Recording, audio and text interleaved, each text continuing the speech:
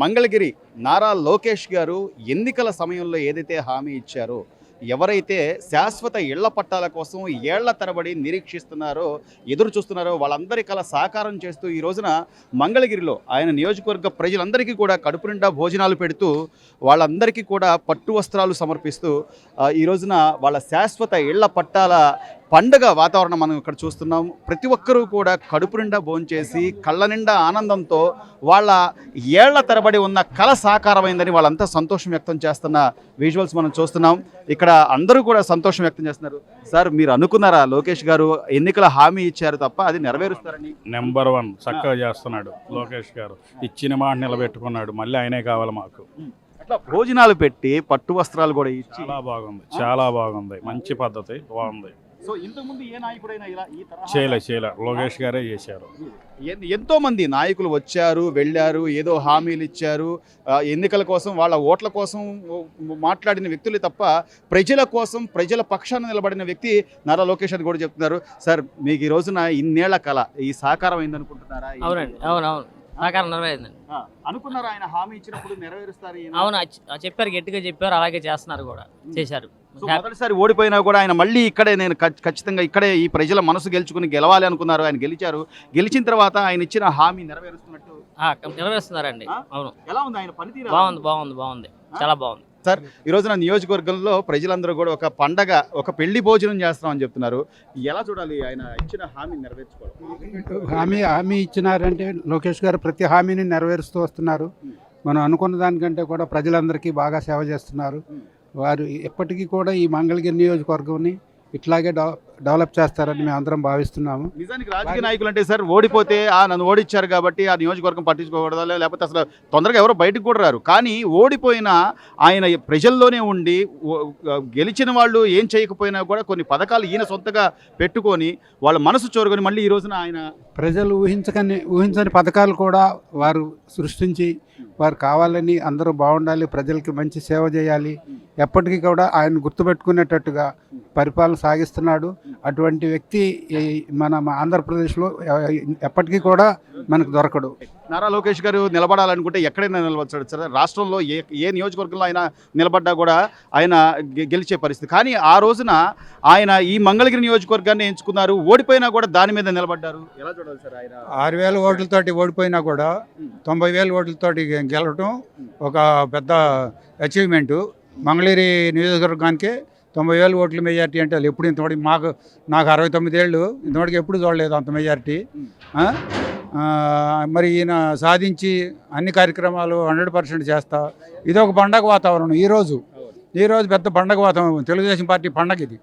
కేవలం హామీ ఇవ్వడం అందరూ ఇస్తారు సార్. ఎన్నికల్లో ఏదో ఓట్ల కోసం హామీలు ఇస్తారు. కానీ దాన్ని నిలబెట్టుకొని ఈ రోజున రెండోసారి ఇళ్ల పట్టాలు దాదాపు కొన్ని వేల మంది కుటుంబాలు ఈరోజు 3,000 మందికి ఇళ్ల పట్టాలు ఇవ్వటం చాలా సంతోషకర విషయము.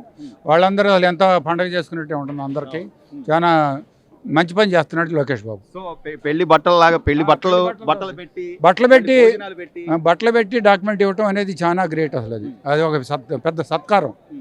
ఇల్లు లేని వాళ్ళకి పెద్ద సత్కారం. సార్, కడుపు నిండా భోజనం చేస్తున్నారు.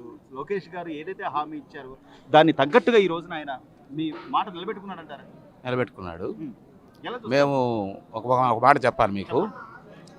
మేము 83 జూన్ 5వ తేదీన రత్నాల చెరువు శ్రామిక నగర్లో ఇల్లు వేసాం. మేము 83 జూన్ 3వ తేదీ ఇల్లు వేసాం. మేము 450 ఇళ్ళు అక్కడ మేము నిర్మించాం. దానికి ప్రత్యక్షంగా నేను నాయకత్వం వహించా. అంటే అప్పుడు మేము కమ్యూనిస్ట్ పార్టీకి సంబంధించిన వాళ్ళం. అది తర్వాత 7, 8, 9 ఎలక్షన్లు జరిగినాయి. అంటే 43 సంవత్సరాలు ఇప్పటికి. ఈ 9 ఎలక్షన్లలో కూడా చాలామంది హామీలు ఇచ్చారు. జమున గారు కూడా ఒకసారి ఇక్కడ పోటీ చేశారు. సినీ నటి జమున వారు ఇచ్చారు. ఎవరూ దాన్ని నెరవేర్చలేదు. అయితే లోకేష్ దాన్ని గుర్తుపెట్టుకుని నెరవేరుస్తున్నాడు. ఆయనకి మా అభినందనలు. సో మీరు అన్నట్టు సార్, అంటే ఇంతమంది నాయకులు వచ్చారు, హామీలు ఇచ్చారు, వెళ్ళిపోయారు.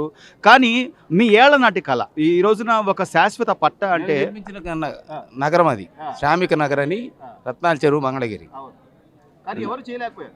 చేయలేదు. మేము చాలాసార్లు విజ్ఞప్తులు చేశాం. మేము ప్రభుత్వ ఆఫీసులకి, కలెక్టర్ ఆఫీసులకి, సీఎం గారికి తిరిగాం. ఎన్టీ రామారావు గారికి మొదట మేము మెమోరాండం నేనే ఇచ్చాను. ఆ తర్వాత ఇళ్ళు వేసాం. అంటే ఇళ్ళు వేయకముందు మేము ఎన్టీ రామారావుని కలిసాం. అట్లా మన రామకృష్ణుడు యనమల రామకృష్ణుడు గారు మున్సిపల్ శాఖ మంత్రిగా ఉంటే ఆయనకి ఇచ్చాం. సో అర్ధ శతాబ్దపు కళ ఇదే. ఎస్ అవునండి అవునండి. సార్ ఏం చెప్తారు ఈరోజు లోకేష్ గారు మీ తాత ముత్తాతల నుంచి వస్తున్నట్టు నాకు తెలిసి ఎలా చూడాలి సార్? మేము దాదాపు 100 సంవత్సరాల నుంచి ఏమి లేవండి వాటికి పట్టాలు. ఇవాళ మన ఇల్లు మన లోకేష్ గారు కార్యక్రమం పెడతంతో మాకు చాలా సంతోషంగా ఉంది. అసలు కమ్మని భోజనం కానీ ఏదన్నా కానీ అసలు ఎంత ఫెసిలిటీ కానీ బట్టలు పెట్టి భోజనం పెట్టి అన్నదాత సుఖీభావలాగా చాలా చక్కగా చాలా బాగుంది. సో ఇది నియోజకవర్గ ప్రజల్ని కంటికి రెప్పలా కాపాడుతాను, కన్న బిడ్డల్లా చూసుకుంటాను, మాటలు కాదు చేతలు చేసేవాడే నాయకుడని ఈ రోజున లోకేష్ గారు నిరూపిస్తున్నారు. ఈరోజు మనం ప్రత్యక్ష ఉదాహరణ కూడా చూస్తున్నాం. వాళ్ళందరికీ శాశ్వత పట్టాలు ఇవ్వడంతో పాటు బట్టలు పెట్టి కడుపు నిండా భోజనం పెట్టి పంపిస్తున్నారు.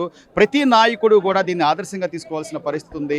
ఎక్కడ ఏ నియోజకవర్గంలో ఎలాంటి సమస్యలు వచ్చినా కూడా ఖచ్చితంగా దాన్ని మేమున్నాము, మాకు మీరు ఓటేశారు కాబట్టి ఇది మా బాధ్యత, మేము దాన్ని నెరవేరుస్తామని చెప్పి ఇలాంటి మంచి కార్యక్రమాలు ఎన్నో చేయాలని అన్ని నియోజకవర్గాల ప్రజలు కోరుకుంటున్నారు. మంగళగిరి ప్రజలైతే మాకు లోకేష్ లాంటి నాయకుడు దొరకడం మా అదృష్టం, మేము చేసుకున్న వరం అని కూడా వాళ్ళంతా ఆనందం వ్యక్తం చేస్తున్నారు.